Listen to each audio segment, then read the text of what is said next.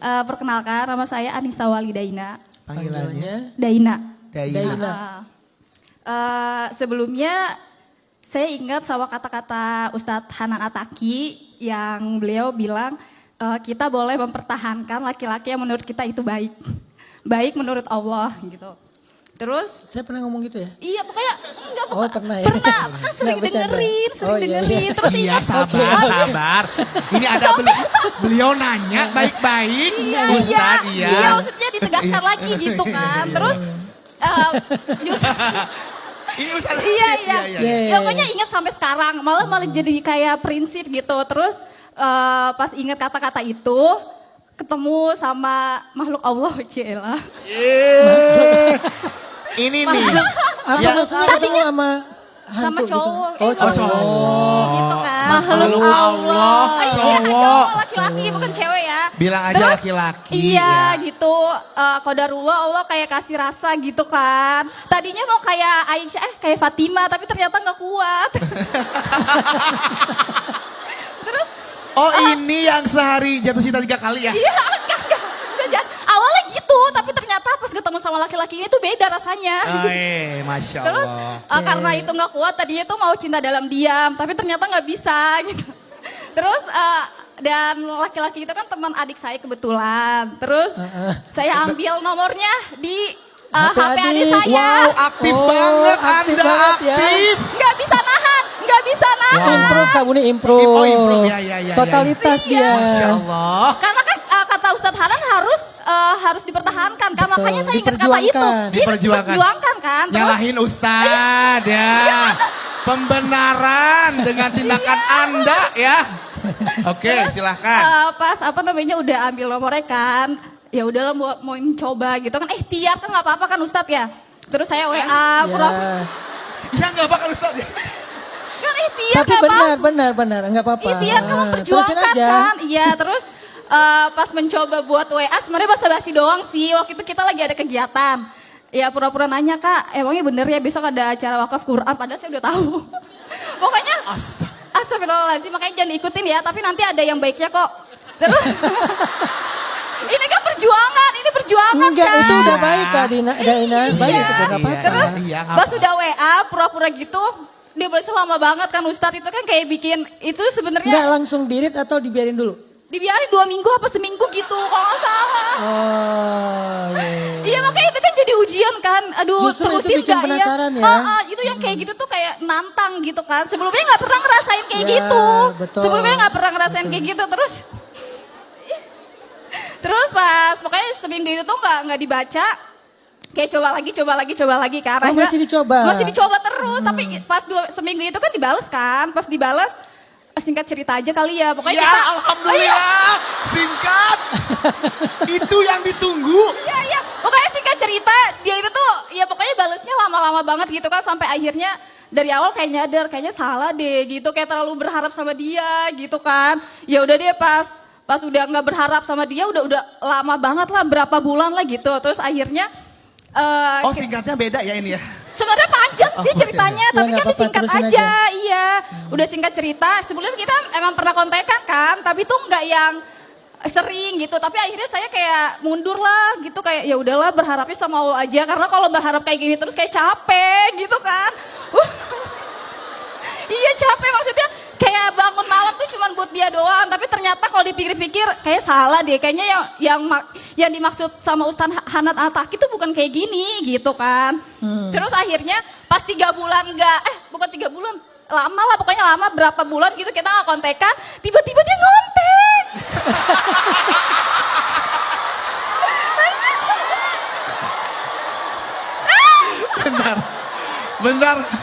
Bentar. Mbak Aida ya, Daina ya? Daina ya? Mbak Daina Mbak Daina. ya. Mbak Daina. Bentar ya, bentar. Aku intermezzo dulu dikit ya. Oke. Bentar Sebenarnya ya. ceritanya panjang Ustadz, tapi kan di Gak apa-apa ini aja. sambil ngobrol. Bentar. Kalian harus paham laki-laki. Itu tuh pro. Sayangnya terlalu ini Itu tuh pro banget itu. romance. Jangan kalian pikir bahwa itu tuh kayak nggak peduli. Enggak. Itu permainan tuh udah keren banget itu. Emang iya ya. Itu jagoan banget itu. Hah? Laki-lakinya. Katanya. Ini jadi suzon sama gue. nih. Oh. Itu pemain Emang gitu? pro loh Mbak Daina Iya. ya. Jadi maksudnya gini, kalian harus paham kapan saatnya kalian berjalan, kapan saatnya kalian berhenti.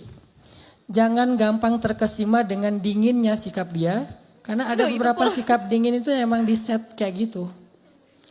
Pertama, nggak pakai PP. Profilnya Oke, Ya. penasaran kan? pakai PP nggak ada di WA? Pakai. Kan jadi saya lihat terus Berarti kalau kurang pro dia. Kedua, sengaja dianggurin dulu seminggu Iya, gitu kan. benar. Udah gitu Tarik ulur. balasnya dingin sepatah-sepatah doang. Terus kita udah jadi cegil gitu kan. Iya. Jadi apa? Baru ketika udah mau hampir di sprayed, dibales sama dia. Mancing lagi, semangat Tarik lagi. ulur. Itu pro banget itu. Lanjut. Ya terus apa sih namanya dia udah Singkat ya. Iya singkat cerita. Singkat, Iya. iya. Terus pas dia udah apa namanya kontekan, dia juga kontekan ke adik saya. Ternyata dia mau datang ke rumah saya buat ngelamar. Gimana? Mau ngelamar. Pokoknya Mau datang. ngelamar Mbak Daina. Iya, datang itu buat ngelamar buat ketemu sama orang tua, belum ngelamar itu Februari. Terus udah ketemu April kita nikah. Sekarang udah nikah sama dia.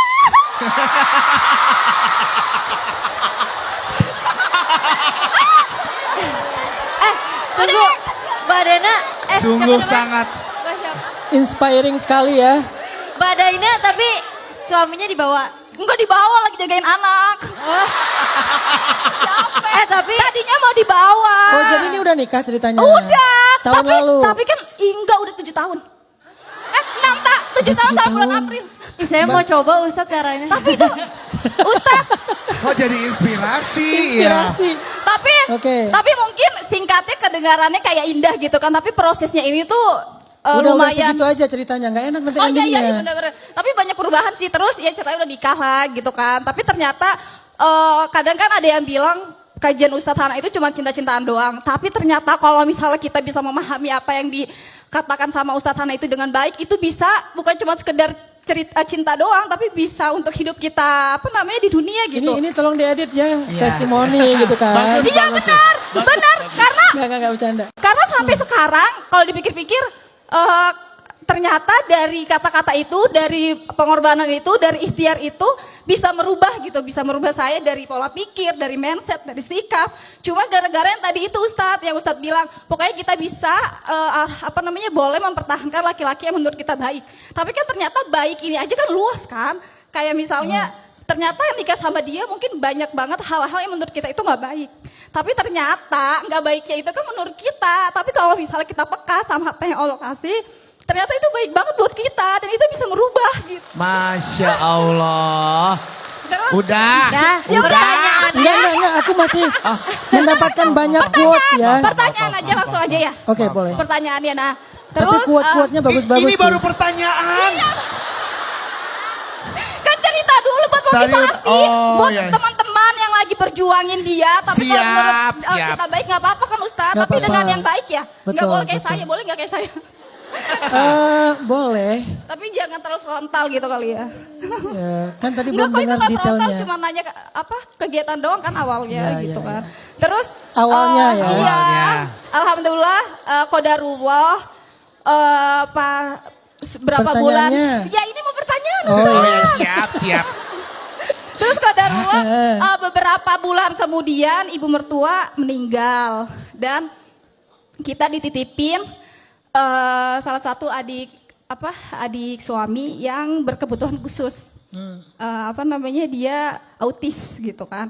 Yang mau saya tanyakan adalah bagaimana hukumnya saya merawat adik ipar saya yang berkebutuhan khusus karena dia kan laki-laki ya Ustadz. Karena pada saat dia sakit, sebelumnya saya ngerawat dia terus pupnya karena kan dia nggak bisa jalan ya karena waktu itu berat badannya aja 30 kilo dari 80 kilo itu kan benar-benar kurus banget kan. Ya. Kadang tuh ada yang bilang kayak boleh kamu ngerawatnya karena kan ini dia nggak bisa berpikir kayak orang normal kan. Tapi ada juga yang bilang walaupun dia nggak bisa berpikir, tapi kan dia laki-laki gitu kan. Jadi di situ saya merasa kayak sebenarnya boleh nggak sih, maksudnya saya merawat dia sampai bener-bener yang mungkin mandiin dia, cebokin dia, karena kan kalau bukan karena dia tinggal sama saya, otomatis saya merawat dia gitu Ustadz. Jadi kayak masih ada takut keganjalan, takutnya salah atau gimana gitu. Tapi saya yakin banget kalau saya benar-benar anggap dia udah sebagai anak saya gitu. Pada saat dia sakit aja ya mau nggak mau kan saya yang harus membersihkan kotorannya, memandikan dia gitu. Tapi alhamdulillah sekarang udah sehat, udah sembuh dan berat badannya udah kembali lagi seperti normal 80 kilo lagi gitu. Usianya berapa? 25, udah gede. Tapi pas udah sehat nggak dimandiin kok, cuman Iya. Jangan too much information. Iya. Udah pertanyaannya aja ya. Oke, siap. Tapi kan tetap harus Diperhatikan. diperhatikan terus dirawat kan gitu. Tapi kan otomatis tetap ngeliat gimana sih? Iya gitu Ustadz. Nah yang jadi pertanyaan itu maksudnya saya sikapnya harus gimana lah gitu. Oke. Ya itu sih. Finish. Itu finish. Ya kalau mau ada sharing-sharing boleh ya di DM. Oke, siap. Iya gitu Ustadz, mungkin itu aja Makasih ya. pertanyaannya. Assalamualaikum warahmatullahi wabarakatuh. Waalaikumsalam warahmatullahi wabarakatuh. Keren. Wow. Walaupun sebetulnya pertanyaannya nggak nyambung dengan cerita ya. Iya. Nggak apa-apa, bagus. Tapi banyak bagus inspirasi ya. dalam Iya, ceritanya saya tuh banyak aja mau nyoba, inspirasi. gitu. Malah aku dapat tausiah malam ini dari Mbak Daina. Oke Mbak Daina, nanti coba cek di surat An-Nur. Ini sengaja saya tadi buka, maaf ya, bukan nggak memperhatikan. Surat An-Nur ayat 31. Di antara yang boleh melihat aurat perempuan itu adalah au ma malakat aimanuhun awit tabi'ina ghairi ulil irbati minar rijal awit tiflil ladzina lam yadhharu ala auratin nisa. Ada orang-orang yang, tapi aurat di sini tetap ada batasnya ya, bukan aurat dalam arti tanpa batas ya. Aurat perempuan dalam kesehariannya. Dan versi Islam keseharian yang wajar itu adalah antara leher sampai ke kakinya. Jadi tetap Mbak Daina sehari-hari di rumah mungkin nggak pakai hijab, nggak pakai jilbab, tetapi antara leher sampai kakinya tetap tertutup gitu. Nah, siapa yang boleh melihat di batasan itu? Kalau yang bukan muhrim kan bahkan nggak boleh melihat apa-apa kecuali wajah dan telapak tangan kan. Bahkan sebagian menganggap wajah pun harus ditutup dengan cadar. Sebagian lagi bahkan mata sebelah aurat sebelah enggak. Makanya kalau kalian pergi ke negeri tertentu itu ceweknya cadarannya gini. Karena sebelah mata aurat sebelah enggak. Ada yang full, ada yang segini. Beda-beda mazhab lah ya, dan kita respect dengan setiap pendapat. Tapi ada beberapa laki-laki yang boleh ngelihat batasan antara leher sampai kakinya. Jadi boleh ngelihat kaki sama kepalanya. Di antaranya adalah anak yang belum mengerti tentang rasa kepada perempuan. Dan ini enggak umur ukurannya, tetapi kedewasaan psikis. Kalau disebutkan di ayat itu nggak ada umurnya, karena setiap zaman, setiap tempat beda-beda kedewasaan psikologinya. Kalau dia udah mulai ngerti tentang aurat perempuan, maka jangan. Kalau dia mulai tertarik kepada lawan jenis, maka jangan gitu. Begitu juga laki-laki yang memiliki kelainan dalam urusan hasrat kepada perempuan. Nah, saya nggak tahu kondisi adik iparnya Mbak Daina ini seperti apa. Apakah dia senormal laki-laki pada umumnya? Ataukah dengan kondisi kayak gitu, atau dalam kondisi-kondisi tertentu ketika dia lagi parah-parahnya, dia nggak memiliki hasrat kepada perempuan, nggak seperti laki-laki pada normalnya, pada umumnya. Nah ini yang lebih ngerti Mbak Daina, di situ nanti bisa ditimbang-timbang.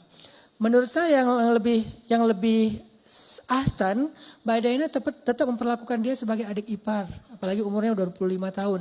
Tapi dalam kondisi darurat, Mbak Daina jadi perawat. Kan perawat tetap menutup aurat kan, tinggal nanti dia pakai sarung tangan segala macam untuk bisa menyentuh karena kan harus dirawat dan seterusnya.